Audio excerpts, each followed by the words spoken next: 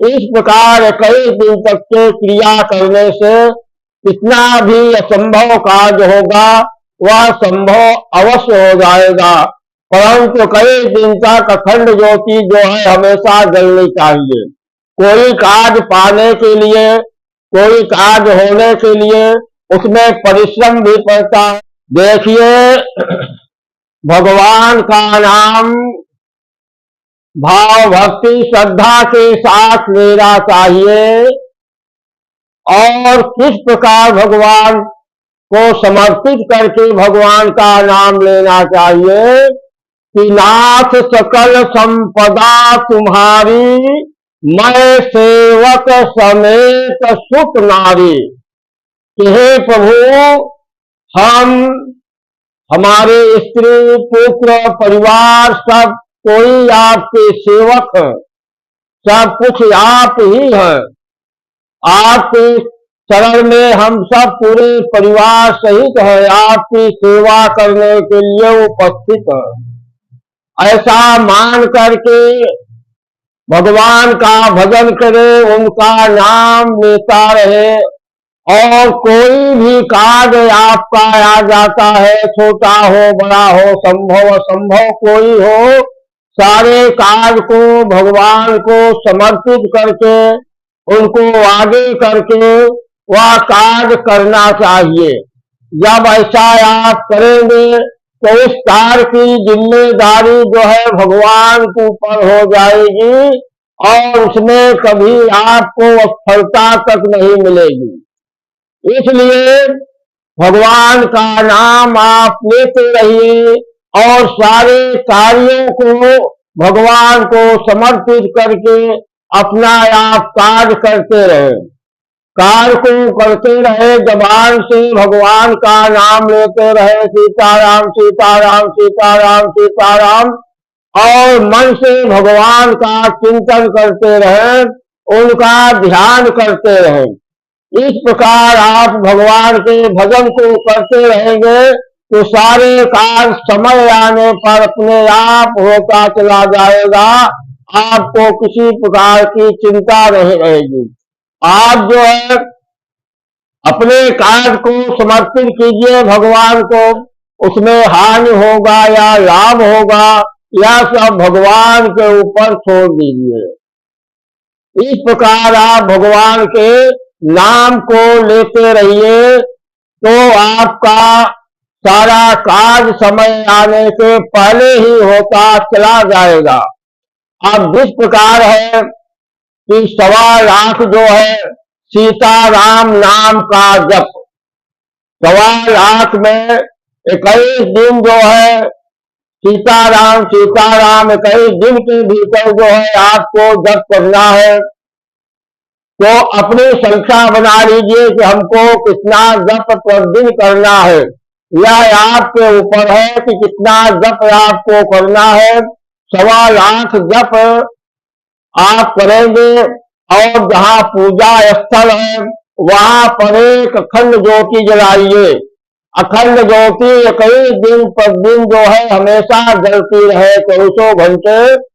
ऐसा आप करेंगे और भगवान के सामने बैठ करके आप जो है सीताराम सीताराम का जप करें। ऐसा करने से आपका कोई भी असंभव कार्य होगा वह संभव अवश्य हो जाएगा।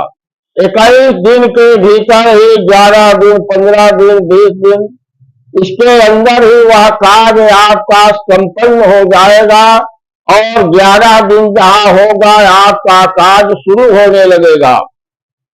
यह एकदम निश्चित है, इसमें कुछ भी संदेह नहीं है।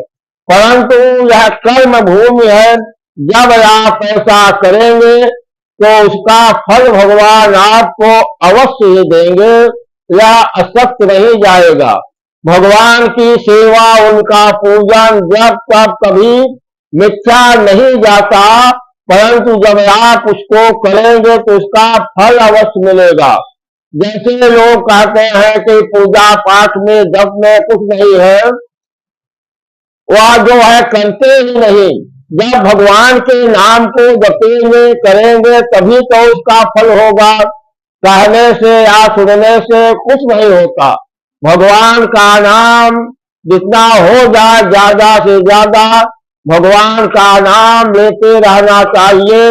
अब जैसे आपका 21 दिन का अनुष्ठान है तो भगवान के सामने, दीपक के सामने बैठ करके जो आप संख्या निश्चित किए हैं कि हमको इतनी संख्या तक भगवान का जप करना है, 21 दिन की संख्या बनाइए और उतने समय तक भगवान के स्थान पर आप बैठकर जप कीजिए और सारे दिन अपने कार्य को करते रहें और सीताराम नाम का जप करते रहें, जप भी करते रहें।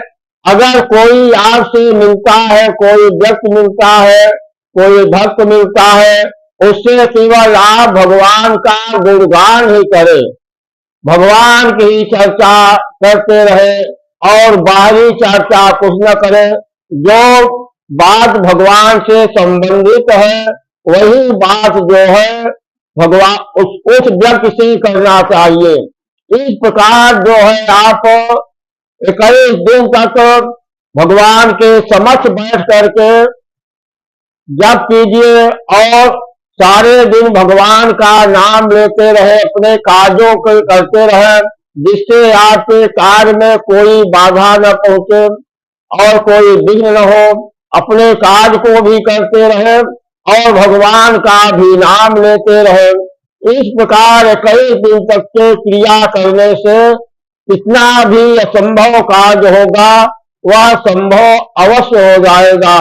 परंतु कई दिन तक अखंड ज्योति जो है हमेशा जलनी चाहिए। कोई कार्य पाने के लिए, कोई कार्य होने के लिए उसमें परिश्रम भी पड़ता है, तो इसलिए बिना परिश्रम का कोई कार्य सफल नहीं होता। यह जो है कार्य के लिए है। कोई जैसे आप कार्य करना चाहते हैं कि आपका कोई कार्य फंस गया है, असंभव हो गया है, उसके लिए यह सब विधान बताया गया है। और नहीं तो आप केवल हमेशा सीताराम नाम का जप करें, अपने कार्य को करते रहें, तो उसमें आपको न बैठने का काम है, न पूजा स्थल पर, न कोई दीपक का, न धूप का, न नैवेद्य का, कोई प्रकार का कार्य नहीं है। आप केवल जबान से सीताराम नाम का जप करते रहे, चलते रहे, फिरते रहे, बैठे रहे, अपने कार्य को करते रहे और जबान हमेशा खाली रहती है। आप जबान से भगवान का नाम सीताराम इस प्रकार अगर लेते रहेंगे तो भगवान की कृपा हमेशा आपके ऊपर बनी रहेगी।